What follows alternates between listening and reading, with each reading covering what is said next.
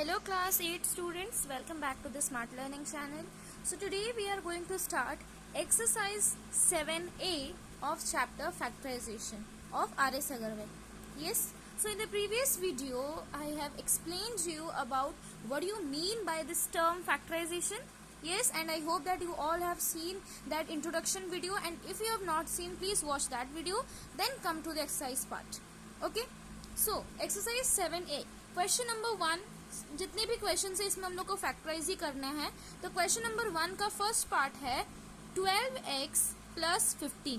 Factorise करना क्या है, मतलब we have to find out the common, कि ये सी प्लस साइन है, मतलब ये एक एक्सप्रेशन है एंड ये एक एक्सप्रेशन है, मतलब इस क्वेश्चन में 2 एक्सप्रेशंस है ना. तो आपको बताना है ये 2 एक्सप्रेशंस में से कौन सा कॉमन है, उसी तरह ही फैक्टराइज किया जाता है.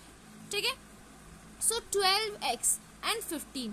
तो आप थोड़ा सा दिमाग लगाइए कि 12 और 15 दोनों तो कोई एक टेबल में जरूर आता है. कौन सा टेबल में?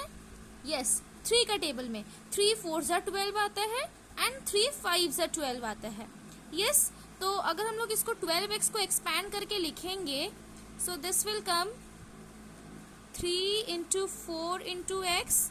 यस, एंड 15 को अगर हम लोग एक्सपैंड करके लिखेंगे, सो 3 इंटू 5 आएगा.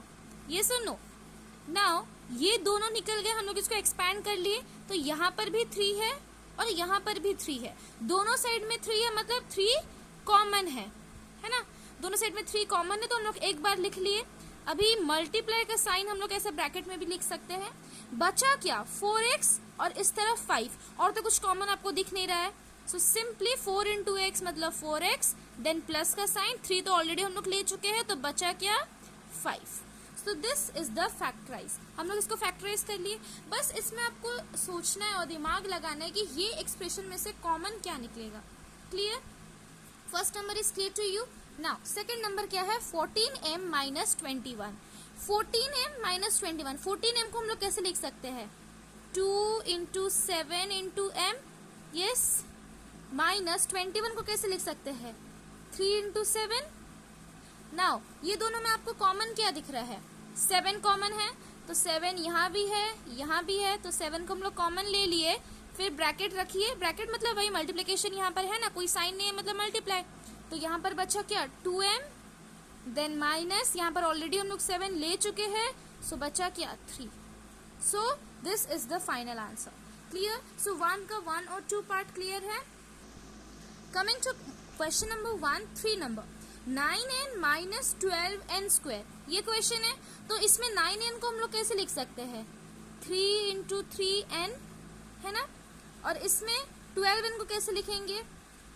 2 2 4 3 12 and n into n. n square को आप 2 बार n लिख सकते हो. यस, अब इसमें कॉमन क्या दिख रहा है आपको?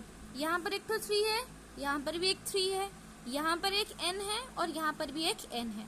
तो हम लोग यहाँ पर 3n कॉमन नजर आ रहा है, तो सिंपली हम लोग यहाँ पर 3n को कॉमन ले लेंगे. फिर ब्रैकेट स्टार्ट कीजिए. बचा क्या है यहाँ पर? 3 और n तो हम लोग ले लिए, एक तो 3 बचा है, सो 3, यहाँ पर माइनस का साइन, 2 2 4 और ये n बचा है, सो 3n 3 minus 4n. So this is the final answer of question number 3.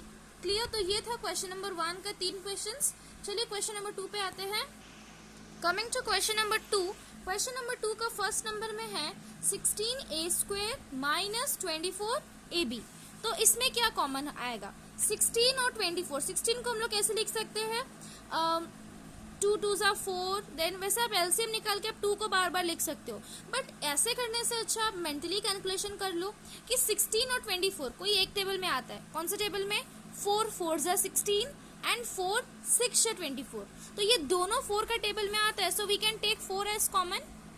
Yes or no? Yes, यहाँ पर a स्क्वायर है, मतलब यहाँ पर 2 ठो a है और यहाँ पर एक ठो सिंगल a है. तो 2 सिंगल a को हम लोग हमेशा लेंगे, जो लीस्ट वैल्यू होगा उसको लेंगे. a स्क्वायर को आप मत लीजिएगा. a स्क्वायर मतलब यहाँ पर 2 ठो a है और यहाँ पर एक ठो a है, तो एक ठो a को हम लोग कॉमन लेंगे. सो एक ठो a कॉमन ले लिए, हो गया. और तो कुछ कॉमन नहीं दिख रहा, बिकॉज इस साइड में b नहीं है, इस साइड में b है, तो हम लोग ले नहीं सकते.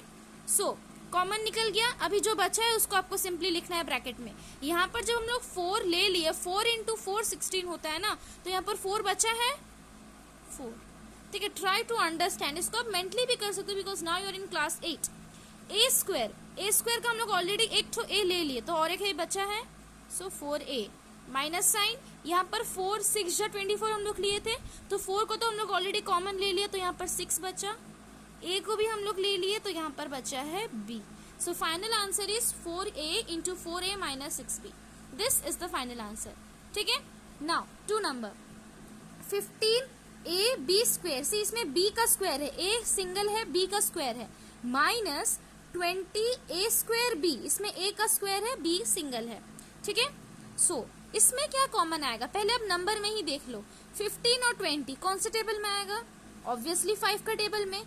5 3 जा 15 और ये 5 4 जा 20 आएगा, है ना। तो दोनों में 5 कॉमन है, तो we can take as 5 as common. यहाँ पर a है और यहाँ पर a स्क्वायर है, तो लीस्ट वैल्यू को लेंगे। लीस्ट वैल्यू क्या है, a ले लिए। यहाँ पर b स्क्वायर है और यहाँ पर b है, तो लीस्ट वैल्यू एक ही तो है, तो इसको भी हम लोग ले लिए।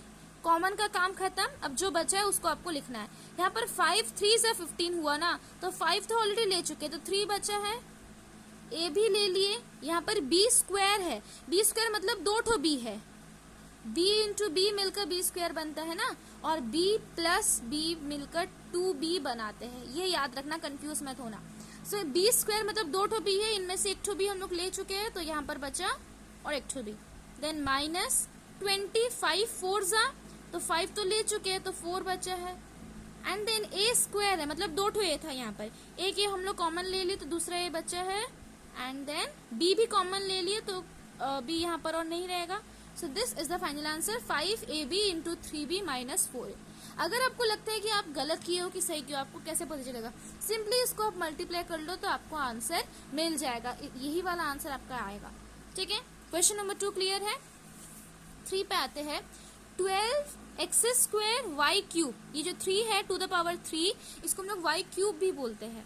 तो ये x 2 ठो है और यहाँ पर y 3 ठो है, minus 21x cube y square, इसमें x 3 ठो है एंड y 2 ठो है।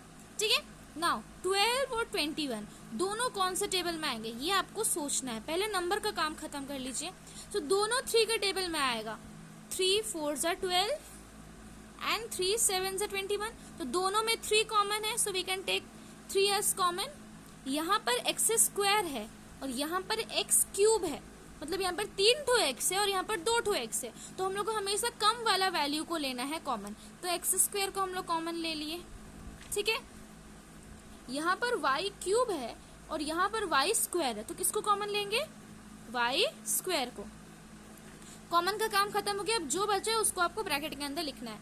यहाँ पर 3 4 जा 12 हम लोग लिखे थे ना, तो 3 तो ऑलरेडी ले लिए, तो 4 बचा है, और एक्स स्क्वायर को हम लोग टोटली ले लिए, तो यहाँ पर कुछ बचा नहीं है।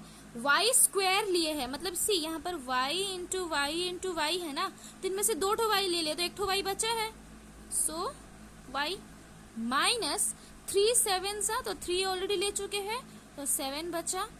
एक्स क्यूब है बट हम लोग यहाँ पर लिए है एक्स स्क्वायर, एक्स क्यूब भी वही एक्स इंटू एक्स, तो 2 ठो ले लिए हम लोग, तो 1 ठो बचा है, सो एक्स। एंड वाई स्क्वायर को तुम लोग टोटली ले लिए, तो वाई स्क्वायर यहाँ पर है ही नहीं। So this is the final answer. Clear? So इस वीडियो में हम लोग डिस्कस किए 1 और 2 नंबर एक्सरसाइज 7A का। In the next video we will be continuing this exercise. Okay, thank you so much students.